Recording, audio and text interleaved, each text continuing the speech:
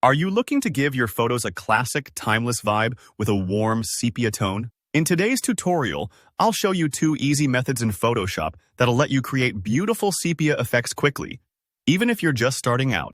By the end of this video, you'll know how to infuse your images with that vintage glow, and you'll have a couple of creative options to play with next time you edit. Let's dive right in. Our first method uses a hue saturation adjustment layer. To start, you'll want to head to Layer at the top of your screen and then select New Adjustment Layer, followed by Hue Saturation.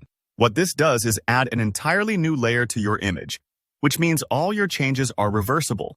If you want to tweak something later, you can pop back into this layer, no problem. It's a safe way to experiment and learn. Once you see the Hue Saturation Properties panel pop up, look for the Colorize checkbox. Make sure to tick that box. This step is really important.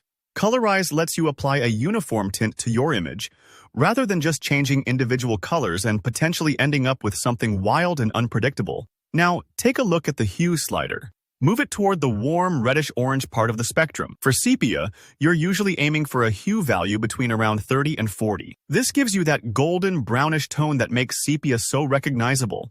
Think of it like adding a comforting old photo filter to your image, the sort you'd see in antique albums or historic movies.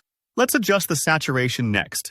This controls how intense the color appears. If you drag it higher, you'll notice the sepia effect becomes much richer. Go too low and the effect gets faint and maybe a bit dull. There's no perfect number here, so I encourage you to experiment. Each photo will need a slightly different touch. And don't forget lightness.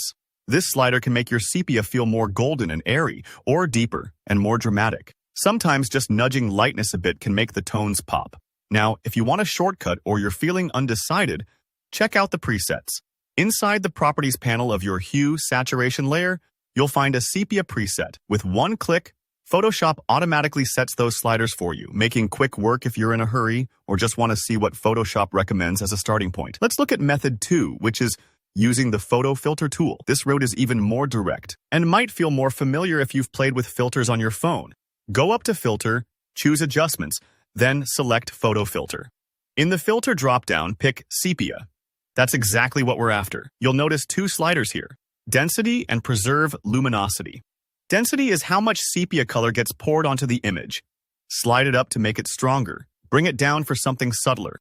Preserve Luminosity keeps your highlights bright and prevents the effect from flattening your photo too much. I like to keep this checked for most images, but again, feel free to experiment. Play with these numbers until your image matches the vibe you're going for. Don't worry if your sepia effect doesn't look perfect on the first try. Remember, Photoshop's adjustment layers are fully reversible.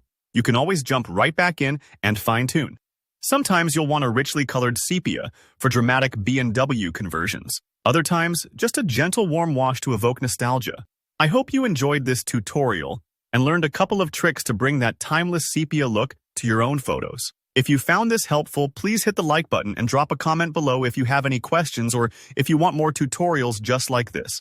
Don't forget to subscribe to the channel for more Photoshop tips and creative ideas. Thanks for watching and happy editing.